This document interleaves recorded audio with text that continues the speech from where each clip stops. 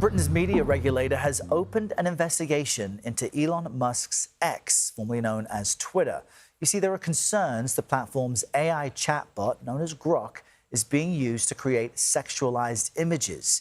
In a statement, the regulator said it was deeply concerned by reports of the chatbot being used to create and share undressed images of people and sexualized images of children. Britain's Prime Minister has warned that X could lose the right to self-regulate, saying, quote, "If X cannot control Grok, we will." X has previously said it does take action against illegal content on its platform. It also warned anyone using Grok to make illegal content. It said they'll suffer the same consequences if they uploaded illegal content. So what does this all mean for the rest of us? Michael Goodyear joins us now. He's an associate professor at New York Law School. Michael, good morning. Help us understand what the UK is suggesting here and how its law could really address deepfakes. Morning, Errol. So there have been a lot of laws passed regarding deepfakes in the last few years. Although we have all this recent news about Grok, this isn't a new problem. So in the United States, the vast majority of states have some deepfakes law on the books. They vary in details, of course, but we have them in about 47 states as of last count.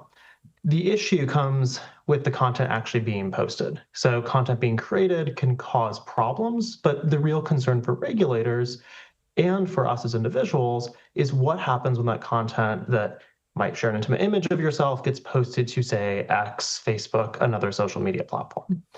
So last year, there was a law passed here in the United States, the Take It Down Act, which was passed with bipartisan support. President Trump signed it into law.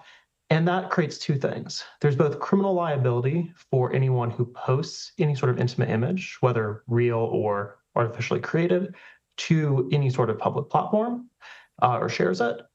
And it also requires online platforms to remove that content within 48 hours of receiving notice from the victim. So that's currently kind of where we are in the United States.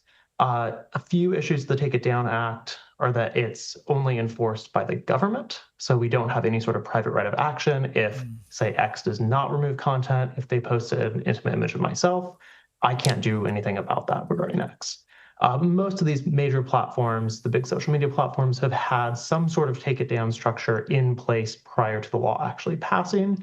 So we'll see if anything changes once that law fully takes effect in May of this year. Well, it sounds like governments can't do anything to prevent it other than implementing punishment if it does get posted. So for our viewers watching, how can they protect themselves from becoming victims of deepfakes?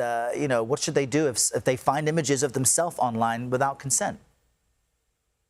It's a really hard question, Errol. I think a big aspect is being very careful about what you might post online. Basic media safety that we've been talking about for over a decade now. But I think there's also a bigger societal question here, not just for deepfakes that are sexual in nature, but deepfakes that might share someone's opinion that isn't actually theirs or endorsing a product that isn't theirs. And thinking about the harms being real. I think often a big problem with this is that people who are posting these images, they don't think it's as harmful because it's a fake image, right? It's not an image of our actual selves, but it still causes real harm to us, to our reputations, to how we experience the world.